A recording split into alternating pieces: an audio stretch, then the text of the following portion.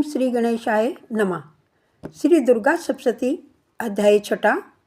इसमें धूम्र विलोचन वध का वर्णन किया गया है। बोल जय माता दी। ऋषि कहते हैं, देवी का यह वचन सुनकर दूत अत्यंत क्रोधित हुआ। उसने दैत्य के पास जाकर संपूर्ण समाचार विस्तार पूर्वक कह सुनाया। दूत के वचन सुनकर दैत्यराज अत्यंत कुपित हो उठा और असुर सेनापति धूम्र विलोचन से बोला, धूम्र विलोचन, तुम शीघ्र ही अपनी सेना लेकर जाओ और उस दुष्ट को केस पकड़कर घसीटते हुए बलपूर्वक यहाँ ले आओ। उसकी रक्षा करने के लिए देवता पक्ष अथवा गंधर्व आदि अन्य कोई भी क्यों न खड़ा हो, उसे अवश्य मार डालना। जय माता दी। ऋषि बोले, शुंभ के इस प्रकार आज्ञा देने पर धूम्र विलोचन दैत्य ने 60,000 असुरों की सेना लेकर वहाँ से तुरंत प्रस्थान किया। वहाँ पहुंचकर उसने हिमालय पर रहने वाली देवी को देखा और ललकार कर कहा, अरे तू शुंभ और निशुंभ के पास चल।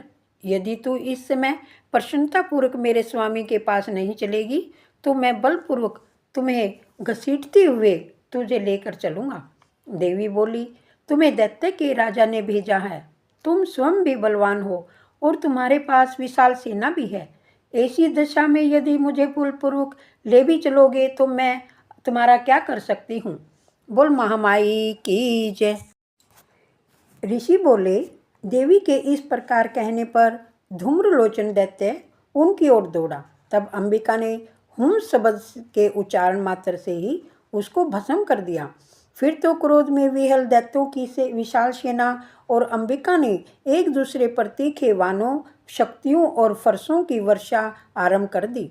इतने में ही देवी का वाहन सिंह क्रोध में भरकर भयंकर गर्जना करके गर्दन के बालों को हिलाता हुआ असुरों की सेना में कूद पड़ा। उसने कुछ दैत्यों को नखों की मार से, कितनों को अपने शब्दों की मार से और कितने ही दैत्यों को पटक कर दाढ़ों से जख्मी करके मार डाला। उस सिंह ने अपने नखों से कितनों के पेट फाड़ डाले और थप्पड़ मारकर यानी कि पंजों से कितनों के सिर धड़ से अलग कर दिए। कितनों की भुजाएं और मस्तक काट डाले। अपनी गर्दन के बाल हिलाते हुए उसने दूसरे दैत्यों के पेट फाड़कर उनका रक्त चूस लिया। अत्यंत क्रोध में भरे हुए देवी के वाहन महाबली उस सिंह ने क्षण भर में ही असुरों की सेना का संहार कर डाला। जय माता दी। शुंभ ने जब यह विचार सुना कि देवी ने धूम्रविलोचन असुर को मार डाला तथा उसके सिंह ने सारी सेना का सफाया कर दिया, महामाई की जय, तब वह दैत्यराज अत्यंत क्रोधित हुआ। उसके होठ कांपने लगे।